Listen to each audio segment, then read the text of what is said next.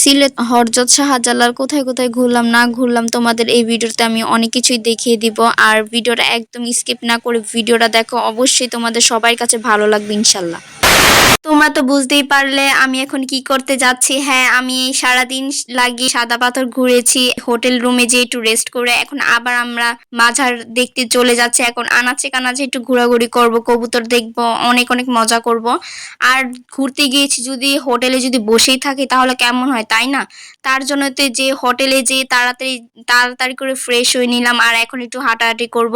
কালকে সকালে আবার আমরা ঘুরতে যাব। এখন আমরা বলবো না আমি কোন জায়গায় যাব, তোমরা ভিডিওতেই দেখতে পারবে। আর এখন একটু মাজাটা তোমাদের পুরোপুরি ঘুরে দেখাচ্ছে। আর এটা হলো উরুসের সময়, এই সময় আমরা সবসময়ই যাই, আমরা এমনিতেও যাই, আমরা এই সময়টা অনেক অনেক বেশি যাই। আর এখানে অনেক অনেক দূর দূরান্ত থেকে অনেক অনেক মানুষ আসে, অনেক রকমের মানুষ আসে, পুরো বাংলাদেশের সমস্ত মানুষ আসে। আর যেমন আমরা গিয়েছি নারায়ণগঞ্জ থেকে, এমনই অনেক অনেক মানুষ আসে।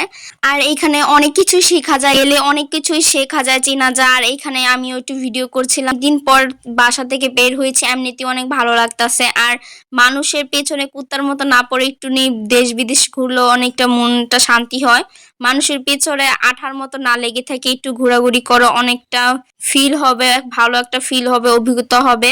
যাই হোক, অনেক ঘোরাঘুরি করলাম, এখন একটু পিছনের সাইড দিয়ে দেখবো। আর এইখানে অনেক অনেক মাছ ছিল আগে, এখন যাই হোক এখন আমি একটু বাইরে যাচ্ছি, বাইরে যেয়ে একটু দোকানপাটের ভিতর ঘুরবো। আর আজকের রাত করে আমি ওইখানে ভিতরের দিকে আমি গেলাম না, কালকে সকালে তোমাদের সমস্ত জায়গা আমি ঘুরে দেখাবো।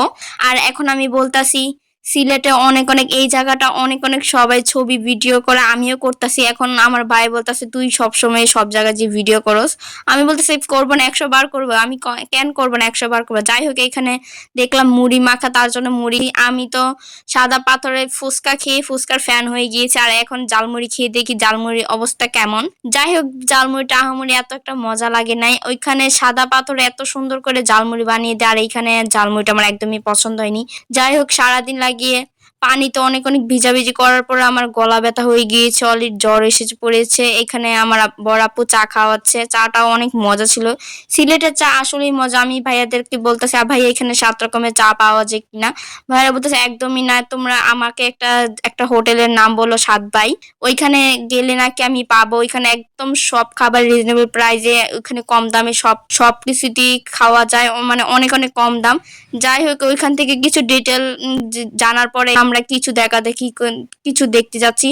আর এই যে একটা রিস্কা, মানে এই জিনিসটা আমার এত এত পছন্দ হয়েছে, এটা একদমই প্রাইস কম, তোমরা চাইলে কিনতে পারো। আমার হাতে টাকা ছিল না, তার জন্য আমি কিনতে পারিনি। এখানে অনেক সুন্দর সুন্দর ডিজাইন করা, মাশাল্লাহ, হাতের জিনিস, হাতের কাজ এত সুন্দর। এখানে মোড়া চেয়ার অনেক কিছুই আছে। এখানে মিরর আমার অনেক একটা পছন্দ হয়েছিল, আর এখান থেকে 2টা মিররের দাম করা হয়েছিল। আমার আপু বলতেছে একটা আমার আর তার একটা।